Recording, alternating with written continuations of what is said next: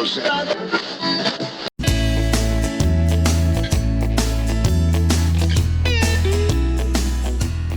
Howdy, and welcome to Wise About Texas, the Texas History Podcast. I'm your host, Ken Wise.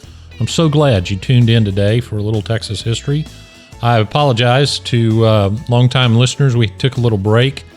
Been a busy time down here at World Headquarters for Wise About Texas, so I apologize for the gap. But we're back in the groove, got a lot of great things coming up. We're entering my favorite time of year. This podcast is being recorded and released in late October 2022. We've got some cold fronts coming through. We got one down in South Texas just last night. So longtime listeners of this podcast know I went to Texas A&M, so my football season is not going all that well, but I hope yours is. And it's hunting season down in Texas, so all Texans really enjoy that. And upcoming holiday plans, I hope send me your holiday plans to host at wiseabouttexas.com. I think I want to grab my daughter and go to some small town Christmas celebrations this year. So send me yours wherever it is, and maybe I'll make an appearance up there. Before we begin, I want to mention a couple of podcast friends. I had the opportunity to be a guest on Galveston Unscripted with J.R. Shaw, which I really enjoyed. It was kind of an impromptu thing. I was going to be down in Galveston, and he bulldogged me into coming and joining him for an episode. JR is doing some great work preserving the history of Galveston, one of my favorite places in Texas. Spend a lot of time down there, so check out Galveston Unscripted. Also, something funny that happened, I've mentioned him before on this podcast. Evan Stern does a great podcast called Vanishing Postcards, and he recently did an episode on one of my favorite road trip stops in Texas, and that's the Big Texan Steak Ranch in Amarillo. Absolutely love that place. And Evan's Vanishing Postcards on the Big Texan was a great episode. It's a very fun place to visit. But what's coincidental about it is another friend of mine, and he's going to kill me for mentioning this, but Brandon Seal does a wonderful podcast called The New History of Old Texas. And Brandon won the 72-ounce steak challenge at the Big Texan Steak Ranch a few weeks ago. So, Brandon, sorry to call you out, but I thought that achievement should be preserved on the internet forever. So congratulations. Well, today we are going to do a little bit of true crime. Now, as an appellate court justice, I deal with crime every day. So I don't really watch many true crime shows or listen to true crime podcasts, but I know it's one of the most popular genres, certainly of podcasts. So we're going to go there today. The difference for us, though, is that this crime happened in the Texas Capitol building in Austin. So let's go back to 1903 and get wise about Texas. The central character of our story is a gentleman named Robert Marshall Love. He was born in Franklin, Texas, which is in Robertson County, just east of Highway 6, kind of up there east of Calvert. His parents, James and Teresa, settled in Sterling Robertson's colony in 1836, and their son Robert was born in 1839.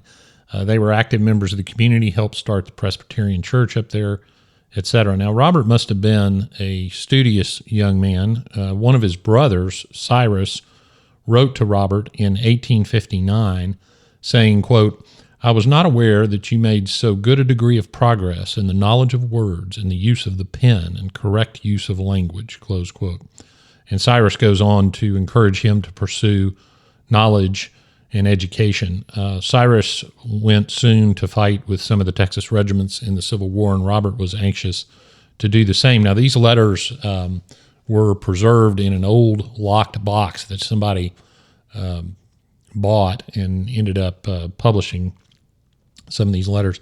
He wrote another letter in 1863 after he'd been in the Confederate Army for 3 years. And this letter this is from Cyrus to Sam, both of whom are Robert's brothers. And Cyrus is encouraging Sam to go convince Robert not to enlist in the Army until the fall of 1863 because he really doesn't understand the hardships of fighting in the Civil War, what he's getting into. But he also concluded that if Robert was really determined, that Sam should just go ahead and let him go. Robert did enlist in the 6th Texas Cavalry, and after the war, returned to his hometown of, he was born in Franklin, but he was raised in Tawakena. He became a rancher. He married a lady named Lucy Morgan, and they would go on to have 10 children. Robert had another brother, John, who became sheriff of Limestone County and enlisted Robert to serve as his deputy sheriff. Now, back in episode 9, way back, I talked about the election of 1873 and how Richard Koch was elected along with an all-new legislature. This was the 1873 election was the end of Reconstruction, and the voters kicked everybody out of office because they had been appointed by the federal authorities. And after that 1873 election, even though he lost, Governor E.J. Davis refused to leave the office, both literally and figuratively, which resulted in an armed standoff in the Capitol building between supporters of Davis and supporters of Richard Koch. And Davis was trying to get Ulysses Grant to send troops and et cetera, and Grant refused, and Davis finally was forced to leave office. Well, John and Robert Love were there on the side of Richard Koch, making sure that the duly elected legislature could convene, which they did. So go back and listen to episode 9, and you'll hear that story.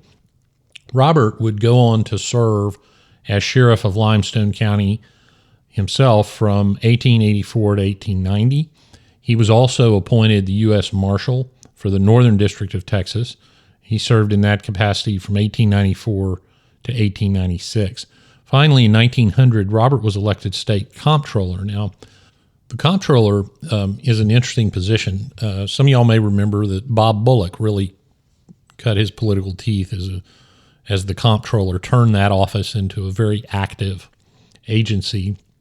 The comptroller is responsible for informing the legislature before every session officially how much money they're going to have to use for the budget. So it's a pretty interesting office. And back then, the comptroller's office was actually in the state capitol building. The state capitol building, of course, was opened in 1888, and so it was still fairly new. The comptroller's office was located off of the north lobby of the Capitol. Now, let me describe a little bit of how the Capitol's laid out for you. So you have the north entrance and the south entrance. There are lobbies in each. The south entrance is the one that faces downtown Austin. And so that's the one I would wager most people go in and are familiar with. And you have the statues of Sam Houston and Stephen F. Austin. You had the Treasury Department there, which is a beautiful room. And that's probably where most, if you go to the Capitol, and you should, most people go in the south entrance. I'm in the Capitol all the time, especially during the session. And I usually go in the north lobby because I park on that side. The north lobby faces the University of Texas. And so in the north lobby, there aren't any statues or anything. It's more of a business-like entrance. And as you walk in the north lobby, to the left, there are some legislative offices. Well, that's where the comptroller's suite was in 1900. So fast forward during Robert's term to June 30, 1903. June 30, 1903 was just another day at the office for Comptroller Love. Well, on that day, a former employee of the comptroller's office, a gentleman named William Hill, came in to the suite demanding to see Robert Love. Well, Love was a very nice guy by all accounts and invited Hill into his office. So Hill hands Love a letter. I have a copy of that letter right here, and I want to read it to you. This is the letter that William Hill hands to the comptroller. Dear Sir, public office is a public trust. Public offices are created for the service of the people and not for the aggrandizement of a few individuals. The practice of bartering department clerkships for private gain is a disgrace to the public service, and in the nefarious traffic, you are a record breaker. You have robbed the state's employees, and your incompetent administration has permitted others to rob the state. The man who, claiming to be a Christian, deprives others of employment without a cause is a base hypocrite and a tyrant. If the host of Democratic spoilsman politicians of this state, of the McGuffey, Love, Robbins, Sebastian, Roundtree type, had such a thing about them as a conscience, in a healthy state of activity, they could not look a Republican in the face without blushing.